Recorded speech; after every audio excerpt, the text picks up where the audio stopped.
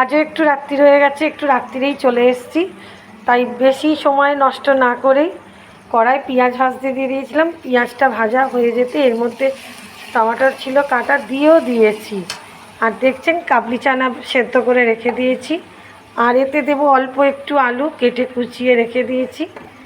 আর একটু দেবো পরিমাণ মতন আদা রসুনের পেস্ট, যেটা বানিয়ে নিয়েছি, যেটা মিক্সিতে পেস্ট করে রেখে দিয়েছি।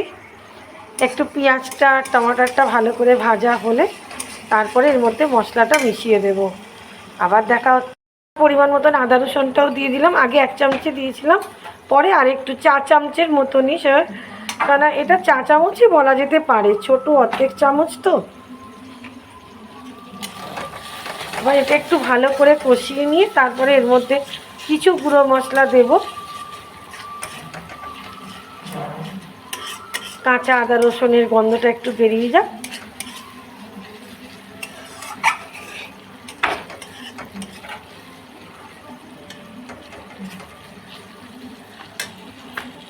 এটা ভাজা হোক, আমি গুঁড়ো মশলাটা নিয়ে চলে আসি। মশলাটা ভাজা হয়ে গেছে। এবার এতে পরিমাণ মতন সমস্ত আর কি গুঁড়ো মশলাগুলো দিয়ে দেবো। অল্প 1 চা চামচের মতন হলুদ গুঁড়ো দিলাম,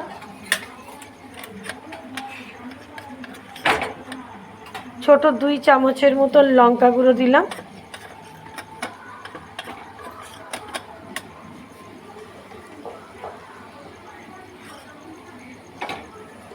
একটু দিলাম কেন ঝালটা যদি কম হয়। অল্প একটু ধনে গুঁড়োও দিয়ে জিরে গুঁড়োও দিয়ে দিলাম। এগুলো খুবই ছোট ছোট, 4 চামচের থেকেও ছোট। এগুলো টেবিল স্পুন বা টিস্পুন, টেবিল স্পুন তো বলাই যাবে না। এবার মশলাটা একটু হালকা হাতে একটু কষে নিই। এবার পরিমাণ মতন একটু জলও দিয়ে দিলাম।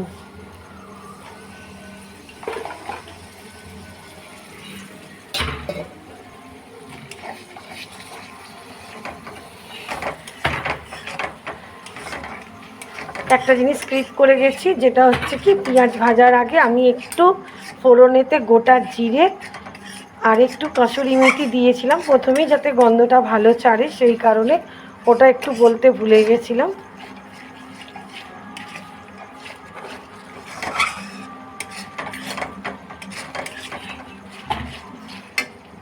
এবার ধুয়ে রাখা আলুর টুকরোগুলো দিয়ে দিই। আলুগুলো দিয়ে দিয়েছি।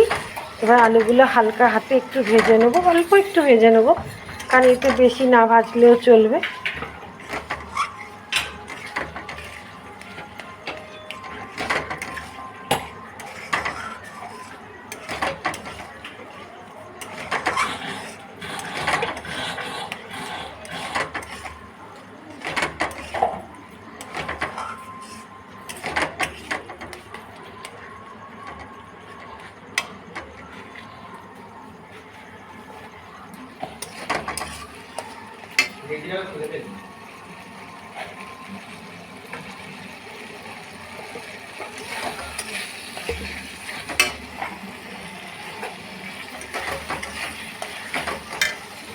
এবার পরিমাণ মতন একটু নুন দেবো।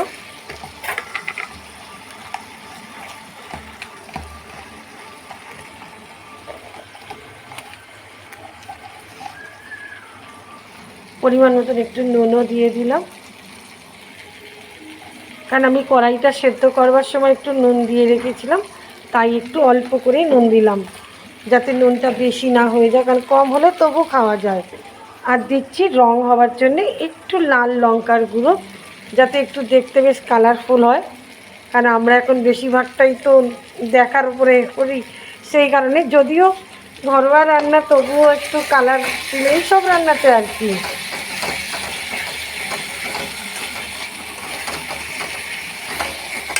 আর সাথে দিয়ে দিচ্ছি দোকানের কেনা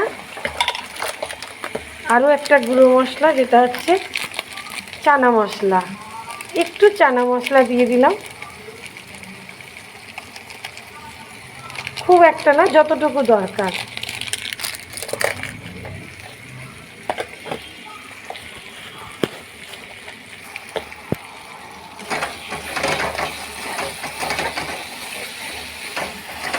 ভালো করে নেড়ে দিয়েছি, নাড়া হয়ে গেছে, মশলাটা ভালোই কষানো হয়ে গেছে।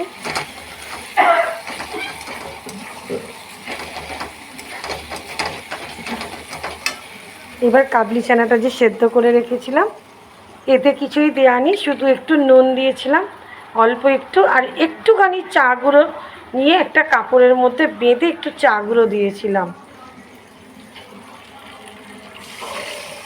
সমস্ত কাবলি চানাটা ঢেলে দিলাম।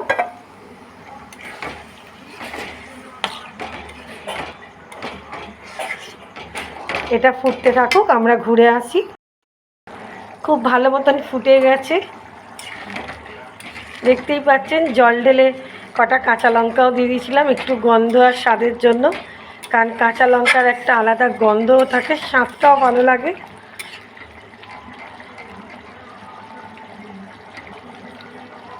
আলুটাও ভালোই সেদ্ধ হয়ে গেছে, যদিও আরেকটু কাইটা মরুক, তারপর নামিয়ে নেব। এবার নামিয়ে দেবো, হয়েই গেছে, খুব ভালো করে ফুটে গেছে। নামাবার আগে অল্প একটু টক দই দিলাম, আগে থাকতে দিইনি, কারণ টক দইটা যদি আগে থাকতে দিয়ে দিতাম হয়তো আলুটা সেদ্ধ হতো না, একটু চেয়ে চেয়ে থাকতো। তাই টক দইটা এখন দিয়ে দিয়েছি বন্ধুরা। দিয়ে একটু নাড়তে হবে যাতে ফেটে না যায় দইটা, কেননা গরম তো, সেই কারণে। আর একটু কাসুরি মেথি দিয়ে দেব, একটু কাসুরি মেথি ওপর দিয়ে ছড়িয়ে দিলাম। কড়াতে প্রথমে ফোড়নেতে দিয়েছিলাম, তবু একটু দিয়ে দিলাম যাতে নামাবার আগে ভালো গন্ধটাও ছাড়ে, সুন্দর খেতেও লাগবে।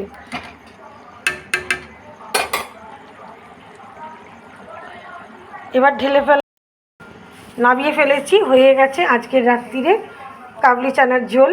এবার একটু ছেলেকে দিয়ে টেস্ট করিয়ে দেখাই কেমন হয়েছে।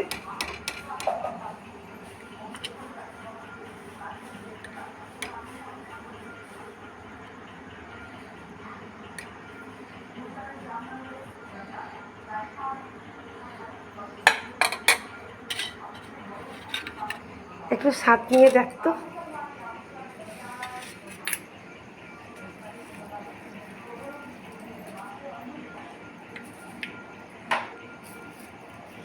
কেমন হয়েছে?